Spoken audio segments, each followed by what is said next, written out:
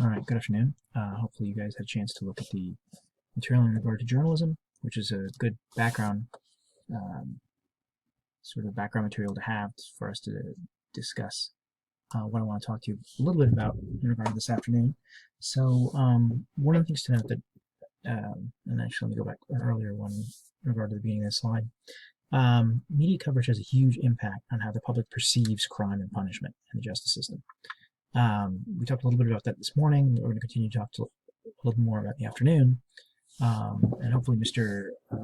Koch will be able to give you the benefit of some of his vast experience in regard to media, which is much wider and broader than my own. So a couple of things I want to talk about first. The media has always had a large role in how the public perceives the justice system. Much of the information that individual citizens have is through the media and through both mass media, including social media. And so it's important for us to understand its role and what its impact is. So from a human perspective, as human beings, we have a natural curiosity for things. And in particular, we have a lot of interest in trying to understand crime and criminals. And people want to know how crime is punished and how it's discovered.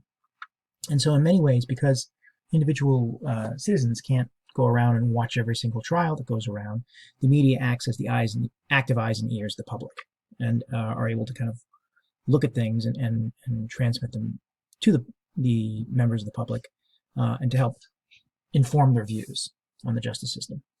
So it should obviously usefully contribute to the public discourse. Part of the notion of the public believing in the system, which is extremely important, and having faith in the system, is reliant on the way the media portrays the justice system. And so it's important for us to understand that role and to be willing to engage in a discussion about the public policy implications of it. Okay. So a couple of things that we need to remember. Hopefully the study.com video that you guys already watched made clear to you some aspects about the media, but among the things it's important to remember is the entity that we call the media is not a government agency. It doesn't work for the government. It's not beholden to the public at large, other than members of the public who are also shareholders. And so it can't be directly incentivized by public interest, right? Except insofar as public interest corresponds or aligns with its own self-serving interests and its own incentives. So that's important to understand.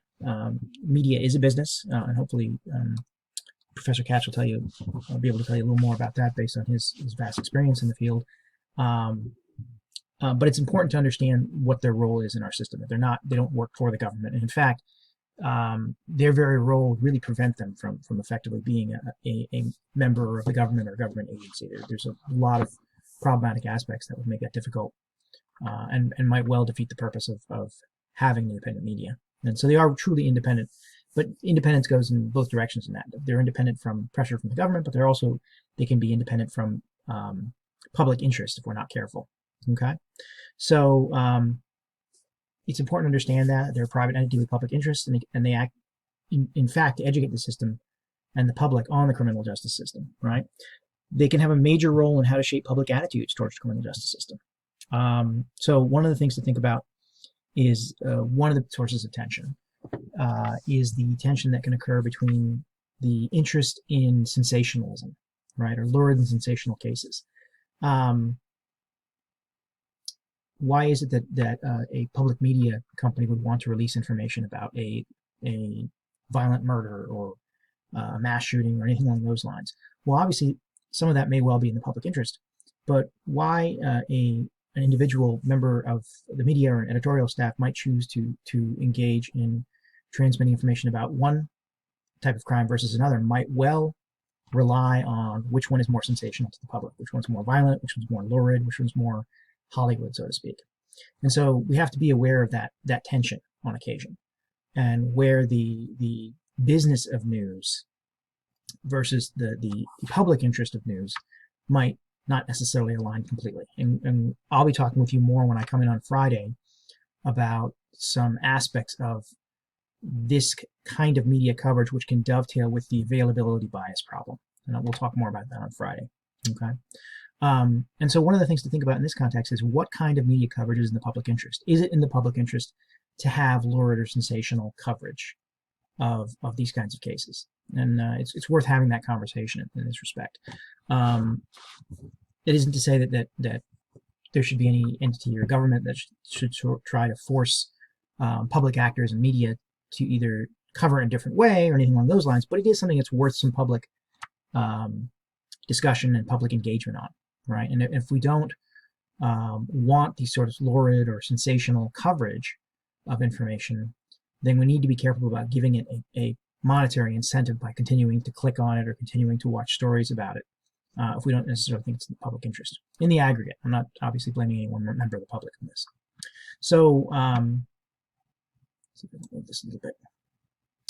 So this can even impact the system itself and how it works, right? So jurors who are polled after serving in a criminal jury for the first time often report their main source of information about jury service is the internet and media, right? They Google it and they try to see what is it going to be like to serve on a jury? What are my duties going to be? And in fact, the real experience, as in many things, differs drastically from the expectation. There's been some research, and will continue to be some research going forward, as to what extent social media and the media writ large may influence public opinion in regard to law enforcement and its role in society vis-a-vis its citizens, right? And so that can have an impact, on the way the public looks at these cases, particularly cases involving police brutality or police shootings of citizens. How the media covers them to a large extent can have an impact on how people view it, right? And we'll talk about some more the bias towards stories and myth. We'll talk more about on Friday, but that dovetails neatly with this media aspect. It's also on the side of law enforcement. Law enforcement sometimes gets a lot of their impressions on what it's going to be like to be an active law enforcement from media and the way popular culture depicts law enforcement, right? And so many law enforcement officers, when polled or asked about this, have said on a number of occasions that a lot of their views on law enforcement has been colored by watching media that depicts law enforcement officers as sort of action figures, or action heroes, maybe is a better term. So that's worth thinking about when they think about what their role is. Okay, so understanding that the editorial content is shaped by economic and marketing factors is important for us to understand that, and to understand to what extent the media has incentives and in what direction those things go, right? Attached to that is this notion that news stories about crime will often adjust in both content and quality to meet viewers' demands. So if viewers are interested in looking at different things, then media will tend to pivot or lean towards that demand in the same way that a plant leans towards light, regardless of whether or not that that demand is colored by real, evidence that what's being covered is really as prevalent as it seems in news coverage, put it that way. So crime may go down, but crime coverage doesn't go down in general, but for media coverage, right? Even when crime rates have dropped, which for a long time, going into the late 90s and into the early 2000s, there was a continued drop in crime.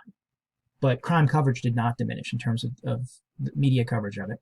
When crime begins to rise, as it's beginning to do now in the number of measurements and markers, then coverage does increase, right? But of course, if the crime then goes back down later, that coverage won't go back to its earlier level. It seems to stay at the same level. Whatever the level it is that there's the public expectation meets, the media tends to meet its coverage for. Okay, and there's a variety of reasons for it.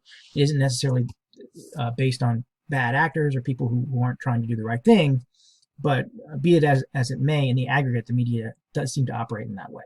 Okay, which again, as we'll talk about on Friday, the availability bias problem creates a real dovetail and interaction that can make public perception of these events and their impact on the criminal justice system writ large very much biased and incorrect, as we'll see. Okay, coverage by the media can also shape the debate on public policy issues, including things like matters of punishment and treating juveniles and adults and so forth. Okay, all right. So here's a video I'd like us to watch. Let me move my camera over here. Okay.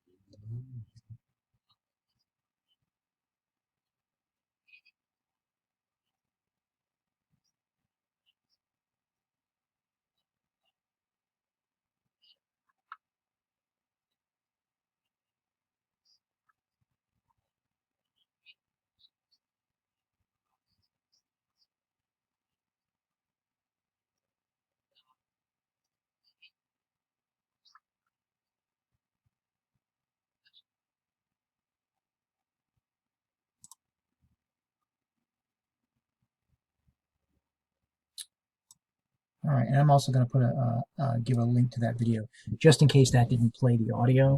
I'm going to put a link to the video so that Professor Catch will be able to play that in another fashion. Looked like there's some funny things happening in the audio, so I'm not sure if you were simply listening to me shift in my chair while the video was playing. If so, I apologize. But with that video, and maybe this is a good time to sort of pause my lecture and watch the video and then come back to it just in case it didn't play the audio just now. In any event, so not all media coverage is against the public interest, despite some of the issues that we've talked about today. Even though there are obviously issues of major concern in terms of how the public perceives the criminal justice system and how the media interacts to cause that and to help drive that, there are a lot of aspects of media coverage that are very much in the public interest. So news stories about individuals who have suffered wrongful conviction, for example, or police brutality can focus public attention towards discourse that can lead to positive changes. And any sort of public discourse that leads to positive changes, like more widespread use of DNA evidence to exonerate, more accountability for police officers for misconduct and this sort of thing, that can only be a good thing. Okay, but again, of course, even those individual examples of news stories actually leading to positive results don't tend to get the same amount of attention as other cases, as we'll see. So it's important for us to think about, what do we know we in the public who watch the news? What do we know to be actually true and accurate versus what we believe to be true? And this is an important distinction, an important gap to understand going forward. So we're going to talk in more detail about the cognitive biases that lead to a misunderstanding of the probability and importance. And so I think going forward, going into Wednesday and Friday, we'll talk more about this